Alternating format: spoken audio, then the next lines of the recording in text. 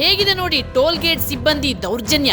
ಈತ ಕಾನೂನನ್ನೇ ಕೈಗೆತ್ತಿಕೊಂಡು ಚಾಲಕರ ಮೇಲೆ ಹಲ್ಲೆ ಮಾಡಿದ್ದಾನೆ. ಟೋಲ್ ಕಟ್ಟಲು ಫಾಸ್ಟ್ಯಾಗ್ನಲ್ಲಿ ಹಣ ಇಲ್ಲದ ಕಾರಣ ಮಂಗಳೂರಿನ ಬಿಸಿ ರೋಡ್ ಬಳಿ ಇರುವ ಟೋಲ್ ಗೇಟ್ ಸಿಬ್ಬಂದಿ ವಾಹನ ಚಾಲಕನ ಮೇಲೆ ಹಲ್ಲೆ ಮಾಡಿದ್ದಾನೆ. ಈ ಘಟನೆಯನ್ನು ವಾಹನ ಚಾಲಕರು ಕಟುವಾಗಿ ನಿಂದಿಸಿದ್ದು, ಫಾಸ್ಟ್ಯಾಗ್ನಲ್ಲಿ ಹಣ ಇಲ್ಲದಿದ್ದರೆ ಯಾವುದೇ ಕಾರಣಕ್ಕೂ ವಾಹನ ಚಾಲಕರ ಮೇಲೆ ಟೋಲ್ ಗೇಟ್ ಸಿಬ್ಬಂದಿ ಹಲ್ಲೆ ಮಾಡುವಂತಿಲ್ಲ. ಇದು ಕಾನೂನು ಬಾಹಿರ ಹಾಗೂ ಕ್ರಿಮಿನಲ್ ಕೃತ್ಯ. ಹಾಗಾಗಿ ಟೋಲ್ ಗೇಟ್ ಸಿಬ್ಬಂದಿ ವಿರುದ್ಧ ಕ್ರಮ ಕೈಗೊಳ್ಳುವಂತೆ ವಾಹನ ಚಾಲಕರು ಆಗ್ರಹಿಸಿದ್ದಾರೆ. ಇನ್ನು ಬಿಸಿ ರೋಡ್ನಲ್ಲಿರುವ ಈ ಟೋಲ್ ಗೇಟ್ ಕಾನೂನು ಬಾಹಿರವಾಗಿ ನಡೆಯುತ್ತಿದೆ. ಇದರ ಬಗ್ಗೆ ಜಿಲ್ಲಾಡಳಿತ ಹಾಗೂ ರಾಜ್ಯ ಸರ್ಕಾರಕ್ಕೆ ಹಲವು ಬಾರಿ ದೂರು ಸಲ್ಲಿಸಿದ್ರೂ ಯಾವುದೇ ಕ್ರಮ ಕೈಗೊಳ್ಳುತ್ತಿಲ್ಲ.